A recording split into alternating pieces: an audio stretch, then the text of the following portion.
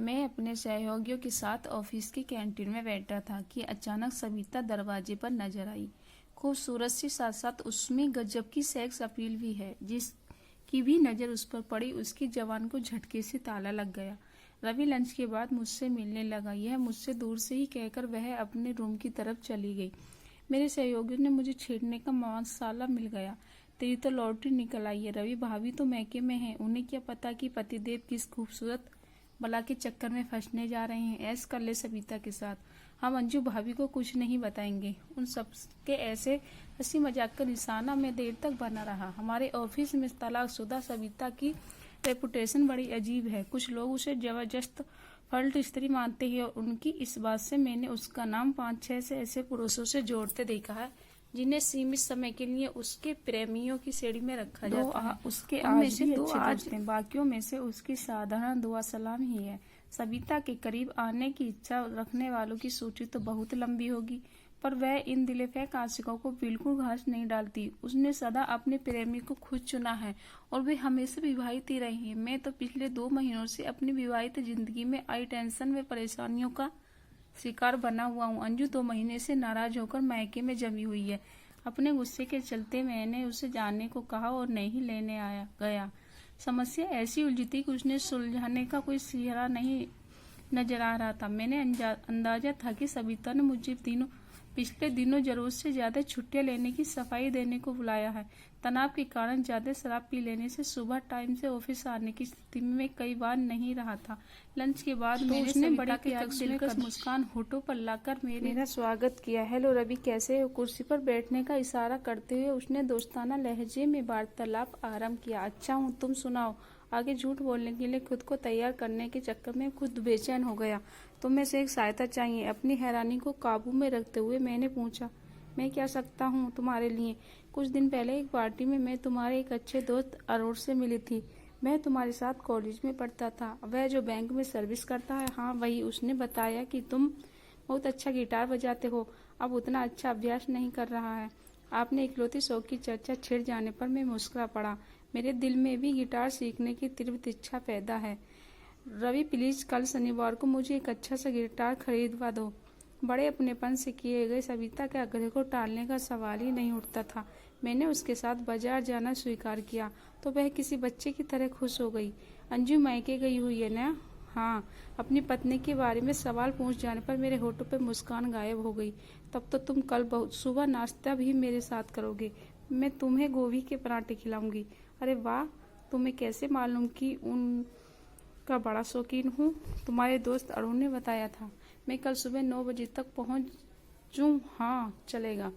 सविता ने दोस्ताना लहजे में मुस्कुराते हुए विदा किया। मेरे आए दिन छुट्टी लेने के विषय पर चर्चा ही नहीं छिड़ी थी, लेकिन अपने सहयोगियों को मैं सच्ची बात बता देता तो वे मेरे जीना मुश्किल कर देते। इसलिए उनसे बोला ज्यादा छुट्टी न लेने के लिए लेक्चर सुनकर आ रहा हूँ। यह झूठ बोलकर मैं अपने मुकाम में व्यस्त हो गया। पिछले 2 महीनों से वह शुक्रवार की रात थी जब मैं शराब पीकर नहीं सोया। कारण यह था कि मैं सोते रह जाने का खतरा नहीं उठाना चाहता था। सविता का साथ पूरे दिन गुजारने का कार्यक्रम मुझे एकाएक जोश और उत्साह से भर गया। पिछले 2 महीनों में दिलो दिमाग पर छाए तनाव के गुस्से के बादल फट गए थे। कॉलेज के दिनों में मैं अपने गर्लफ्रेंड से मिलने जाता तब बड़े सलीके से तैयार होता था। अगले दिन सुबह ही मैं ढंग से तैयार हुआ। ऐसे उत्साह और खुशी दिलो दिमाग पर छाई थी। मैंने पहले डेट पर जा रहा हूँ। सविता पर पहली नजर पड़ी तो उसके रंग रूप में मेरी आंखें ही चौंधिया दी। नीली जींस और काले टॉप में बहुत आकर्षण लग रही थी। उस पल से ही उस जादूगरनी का जादू मेरे सर पर चढ़कर बोलने लगा। दिल की धड़कनें बेकाबू हो चली। मैं उसके इशारे पर नाचे एकदम तैयार था। साथ साथ बीतते समय को जैसे पंख लग गए। कब सुबह से रात हुई पता ही नहीं चला। सविता जैसी फैशनेबल आधुनिक स्त्री से खाना बनाने की कला में पारंगत होने की उम्मीद कब होती है, लेकिन उस सुबह के बनाए गोभी के पराठे खाकर मन पूरी तरह तृप्त हो गया। प्यारी और मीठी मीठी बातें करके उसे खूब आता था। कई बार तो मैं उसका चेहरा मंदबुक सा देखता ही रह जाता। उसकी बात बिल्कुल भी समझ में नहीं आती। कहाँ हो रवि, मेरी बात सुन रहे हो ना? वह नकली नाराजगी जताते हुए शिकायत करते हुए बुरी तरह झेप उठती। मैंने उसे स्वादिष्ट पराठे खिलाने के लिए धन्यवाद दिया तो उसने सहजता से मुस्कुराते कहा, किससे अच्छे दोस्त के लिए कुकिंग करना मुझे अच्छा लगता है। मुझे भी बड़ा मजा आया। मुझे तुम अपना दोस्त मानती हो? बिल्कुल, उसने तुरंत जवाब दिया। कब से? इस सवाल की ज्यादा महत्वपूर्ण एक दूसरा सवाल है। रवि, कौन सा? क्या तुम आगे भी मेरे अच्छे दोस्त बनना चाहते हो?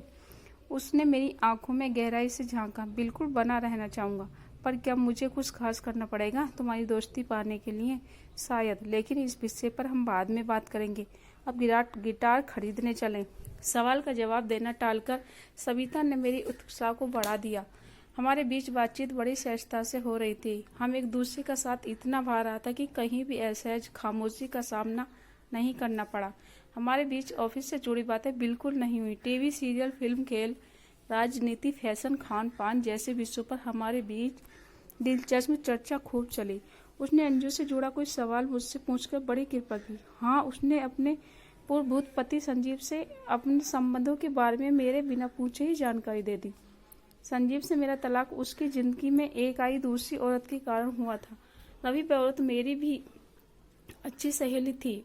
अपने बारे में बताते हुए सविता दुखी या परेशान बिल्कुल नजर नहीं आ रही थी। वंदना का दिल सोने का है। रवि, उसके साथ मैंने बहुत सारा समय हंसते मुस्कुराते गुजारा था। यदि उसने वह गलत कदम न उठाया होता तो वह मेरा सबसे अच्छी दोस्त होती। लगता है तुम्हारे पति से ज्यादा अपनी जिंदगी में वंदना की कमी खलती है। अच्छे दोस्त बड़ी मुश्किल से मिलते हैं रवि। शादी करके एक पति या पत्नी को हर कोई पा लेता है। यह तो बड़े पते की बात कही है तुमने। कोई बात पते की तभी होती है जब उसका सही महत्व भी इंसान समझ ले। बोल बोलकर मेरा गला सूख गया है। अब कुछ पिलवा दो जनाब। बड़ी कुशलता से उसने बातचीत का विषय बदला और मेरी बाहें पकड़कर रिश्ता की दिशा में चल पड़ी। उसके स्पर्श का एहसास देखकर मेरे नसों में सनसनाहट पैदा करता रहा। सविता की फरमाइश पर हमने एक फिल्म भी देख डाली। हॉल में उसने मेरा हाथ भी पकड़े रखा। मैंने एक बार हिम्मत कर उसके बदन के साथ शरारती करनी चाहिए तो उसने मुझे प्यार से घूर कर रोक दिया। शांति से बैठो और मूवी का मजा लो रवि। उसकी फुसफुसाहट से कुछ ऐसा आता था कि मेरा मन जरा भी मायूस और चिढ़ का शिकार नहीं बना। लंच हमने एक बढ़िया होटल में किया। फिर अच्छी देख परख के बाद गिटार खरीदने में उसकी मदद की।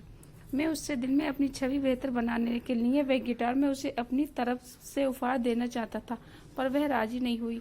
तुम चाहो तो मुझे गिटार सिखाने की जिम्मेदारी ले सकते हो, मैं बोली तो उसके इस प्रस्ताव को सुनकर मैं फिर खुश हो गया। जब हम सविता के घर वापस लौटे तो रात के 8 बजने वाले थे। उसने कॉफी पिलाने की बात कहकर मेरी और ज्यादा समय उसके साथ गुजारने की इच्छा पूरी कर दी। वह कॉफी बनाने किचन में गई तो मैं उसके पीछे पीछे किचन में पहुंच गया। उसके नजदीक खड़ा होकर मैं उसके हल्की फुल्की बातें करने लगा, पर मेरे मन में अजीब सी उत्तेजना लगातार बढ़ती जा रही थी। अंजू के प्यार से लंबे समय तक वंचित रहा मेरा मन कविता के समीप की गर्माहट को महसूस करते हुए दोस्ती की सीमा को तोड़ने के लिए लगभग तैयार हो चुका था। तभी सविता ने मेरी तरफ घूमकर मुझे देखा। उसने मुझे प्यासी नजरों से पढ़ लिया होगा, क्योंकि अचानक मेरा हाथ पकड़ वह ड्राइंग रूम की तरफ ले चली। मैंने रास्ते में उसे बाहों से भरने की कोशिश की तो उसने बिना घबराए मुझसे कहा, रवि, मैं तुमसे कुछ खास बातें करना चाहती हूँ। उन बातों को किए बिना तुमको मैं अपने दोस्त से प्रेमी नहीं बना सकती। उसने नाराज करके कुछ करने का प्रश्न ही पैदा नहीं होता था। मैं अपनी भावनाओं को नियंत्रण में रखकर ड्राइंग रूम की तरफ बैठा और सविता बेहिचक मेरी बगल में बैठ गई।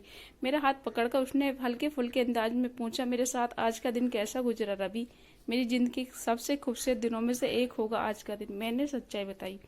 तुम आगे भी मुझसे जुड़े रहना चाहोगे? हाँ, और तुम? मैंने उसकी आंखों से गहराई तक झांका। मैं भी। उसने नजर हटाए बिना जवाब दिया। लेकिन अंजू के विषय में सोच बिना हम अपने संबंधों को मजबूर आधार नहीं दे सकते। अंजू को बीच में लाना जरूरी है क्या? मेरा स्वर बेचैनी से भर उठा। तुम मुझसे दूर रखना चाहोगी? हाँ, क्यों? मैं तुम्हें मेरी प्रेमिका के रूप में स्वीकार नहीं करेगी और तुम मुझे अपनी प्रेमिका बनाना चाहते हो। क्या तुम ऐसा नहीं चाहती हो? मेरी चिढ़ बढ़ रही थी। कुछ देर खामोश रहने के बाद उसने गंभीर लहजे में बोलना शुरू किया, रवि, लोग मुझे फल्ट मानते हैं और तुम भी जरूर लगा होगा कि मैं तुम्हें अपने नजदीक लाने का खुला निमंत्रण दे रही हूँ। इस बात से सच्चाई है, क्योंकि मैं चाहती हूँ कि तुम मेरा आकर्षण गहराई से महसूस करो। ऐसा करने के पीछे मेरी क्या मंशा है मैं तुम्हें बताती हूँ, पर पहले तुम मेरे एक सवाल का जवाब दो प्लीज। पूछो। उसको भावुक होते देख मैं भी संजीदा हो उठा।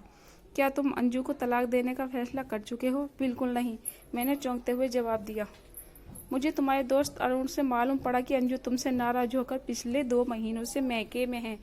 तुम उसके वापस क्यों नहीं ला रही हो? हमारे बीच गंभीर मनमुटाव चल रहा है। उसको अपनी जबान पूरा ब्यौरा बाद में बताना रवि, पर क्या तुम्हें उसकी याद नहीं आती? सविता ने मुझे कोमल लहजे में टोककर सवाल किया। आती है, जरूर आती है, पर ताली एक हाथ से तो नहीं बज सकती सविता। तुम्हारी बात ठीक है, पर मिलकर साथ रहने का आनंद तो तुम दोनों ही खो रहे हो न। हाँ, पर देखो, कसूरवार तो तुम दोनों ही होंगे। कम या ज्यादा की बात महत्वपूर्ण नहीं है रवि। इस मनमुटाव के चलते जिंदगी की कीमती पल को तुम दोनों ही बेकार गवा रहे हो या नहीं?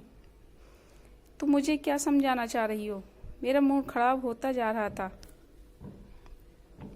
रवि, मेरी बात ध्यान से सुनो।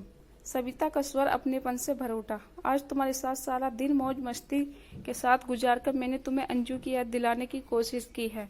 उससे दूर रहकर तुम उन सब सुख सुविधाओं से खुद को वंचित कर रहे हो जिन्हें एक अपना समझने वाली स्त्री तुम्हें दे सकती है। मेरे आए दिन ऐसे पुरुषों से सामना होता है जो अपनी अच्छी खासी पत्नी से नहीं बल्कि मुझसे संबंध बनाने को उतावले नजर आते हैं। मेरे साथ उनका जैसा रोमांटिक और हंसी खुशी भरा व्यवहार होता है, अगर वैसे ही अच्छा व्यवहार वे अपनी पत्नियों के साथ करें तो वे भी उन्हें किसी प्रेमिका की प्रिय और आकर्षक लगने लगेंगी। तुम मुझे बहुत पसंद हो, पर मैं तुम्हें और अंजू दोनों को ही अपना अच्छा दोस्त बनाना चाहती हूँ। हमारे बीच इसी तरह का संबंध हम तीनों के लिए हितकारी होगा। तुम चाहो तो मेरे प्रेमी बनकर सिर्फ आज रात मेरे साथ सो सकते हो, लेकिन तुमने ऐसा किया तो वह मेरी हार होगी। कल से हम सिर्फ सहयोगी ही रह जाएंगे।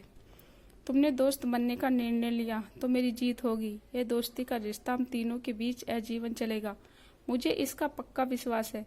बोलो, क्या फैसला करते हो रवि? अंजू को अपने लिए मेरी आजीवन दोस्ती चाहोगे या सिर्फ एक रात के लिए मेरी देह का सुख? मुझे फैसला करने में जरा भी वक्त नहीं लगा। सविता के समझाने ने मेरी आंख खोल दी थी। मुझे अंजू एकदम से बहुत याद आई और मन उससे मिलने को तड़प उठा।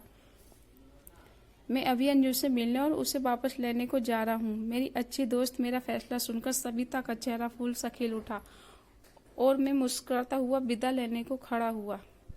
आशा करती हूँ ये कहानी आप लोगों को पसंद आए, तो प्लीज़ वीडियो को लाइक, शेयर और मेरे चैनल को सब्सक्राइब कीजिएगा। धन्यवाद।